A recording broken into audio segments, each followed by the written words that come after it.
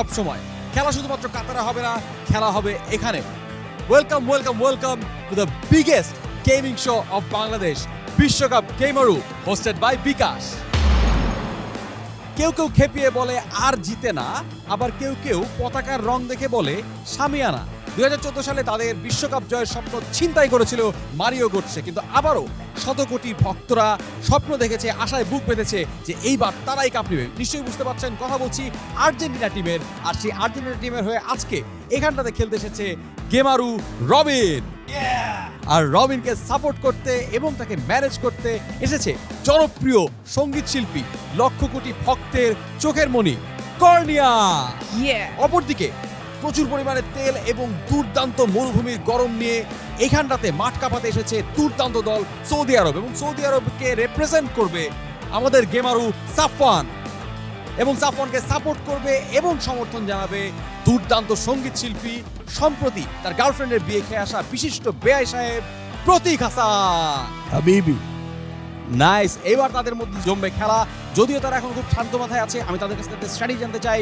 Cornea, আপনার টিমের strategy কি, কিভাবে করে আপনারা এই সৌদি আরবকে হারানোর প্ল্যান করছেন? আপনারা আসলে সবাই জানেন, এটা আসলে বলার অপেক্ষা রাখে না যে আমাদের দলে আছে মেসি। সো আর যেহেতু এবছর মেসির লাস্ট ম্যাচ, সো আমরা খুব এক্সাইটেড, এবং আমার মনে হয় যে এই বছরের টিমটা খুব স্ট্রং, এবং আমার মনে হয় যে বিশ্বকাপ জিতেও যেতে পারে, we never know. Nice.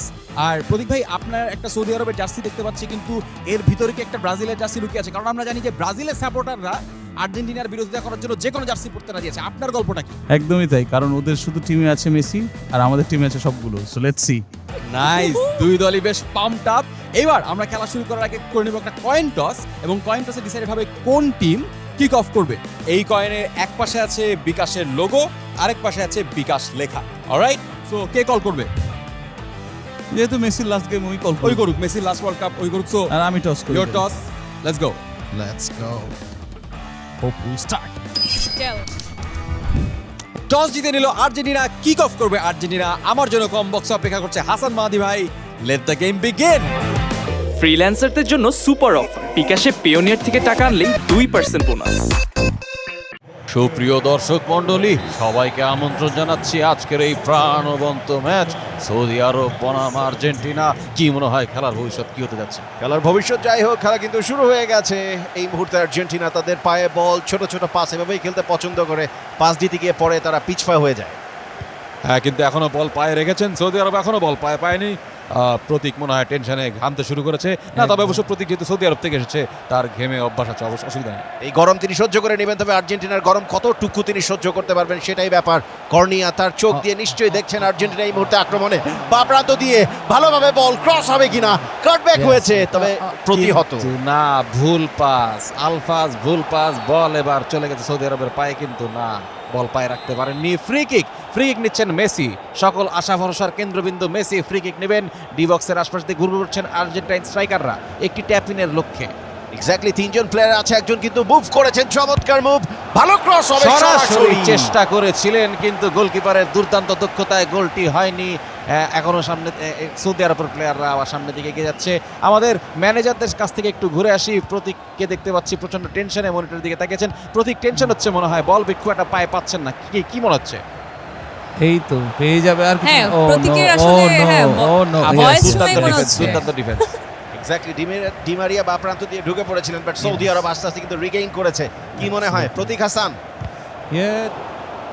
The game is on, but আমরা একটু স্ট্র্যাটেজিক্যালি খেলতে হবে, বিকজ ওরা একটু কর্নিয়া, আপনি দেখতে পাচ্ছেন যে টেনশনে প্রতীকের গলা থেকে আওয়াজ বেরোচ্ছে না। আপনি প্রতীকের উদ্দেশ্যে কি বলতে চান? এই প্রথমে আসলে যারা বেশি ভয়েস আওয়াজ করতে, মানে আওয়াজটা একটু বাড়তি রেখেছিল, তাদের আস্তে আস্তে ভয়েস কমবে, এটাই স্বাভাবিক। সো আওয়াজ কমায় ব্রেন দিয়ে খেলতে হবে, ঠিক আছে?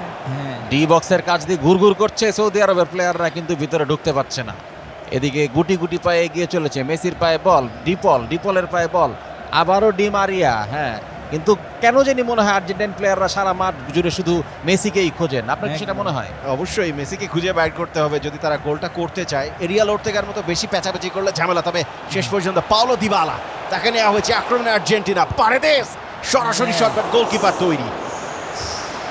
গোলকিপার ইতোমধ্যে দুটো সেভ হয়ে করে যাবে। দেখিয়েছেন সৌদি আরবকে আবারও আক্রমণে যেতে দেখবো আমরা কিন্তু ডি বক্সের আশপাশ দিয়ে ঘুরঘুর করার যে বদভ্যাসটি আর্জেন্টিনা রয়েছে এটা কিন্তু অতীতে তাদের জন্য বেশ কষ্টলি ছিল। আজকেও তারা অতিরিক্ত ঘোরাঘুরি করছে, শট নিতে হবে, আক্রমণে যেতে হবে। তারা পজিশন ধরে রেখে খেলতে পছন্দ করে, এটা আর্জেন্টিনার নর্মাল খেলা। Yes, yes, সুতরাং yes, আক্রমণে yes, yes. Saudi Arabia Yes.